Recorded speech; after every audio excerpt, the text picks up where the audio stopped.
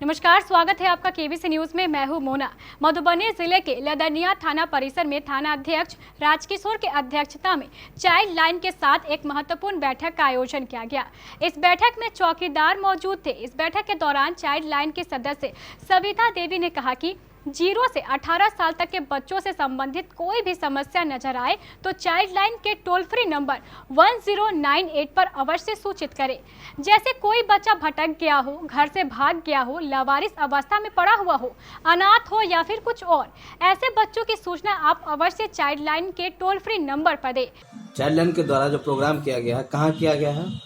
लदनिया थाना में प्रोग्राम किया गया है। और उसके बारे में क्या आप बताएं?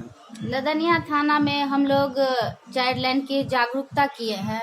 जैसे चौकीदार मीटिंग में हम लोग गए हुए थे, चौकीदार बैठक किए हुए थे।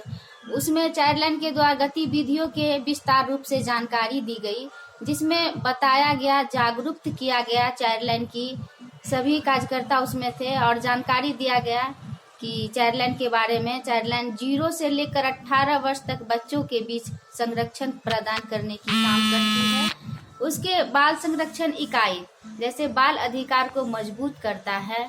और भी बताया गया विस्तार रूप से कि बच्चों का अधिकार के बारे में बताया गया। जैसे पहला हुआ जीने का अधिकार, विकास का अधिकार, सहभागिता का अधिकार और शिक्षा का अधिकार, संरक्षण का अधिकार। यह अधिकार के बारे में जानकारी दी गई।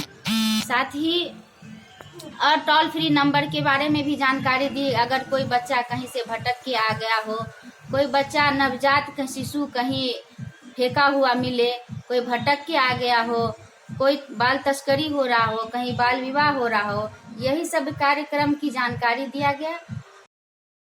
बैठक की अध्यक्षता कर रहे थाना अध्यक्ष ने भी सभी चौकीदारों को संबोधित करते हुए कहा कि हम लोग ज्यादा से ज्यादा बच्चों से संबंधित मामलों की जानकारी चाइल्ड लाइन को देंगे ताकि मुसीबत में फंसे बच्चों की मदद हो सके। बैठक में सविता देवी और कन्हैया कुमार के अलावा दर्जनों की संख्या में चौकीदार व अन्य लोग उपस्थित थे।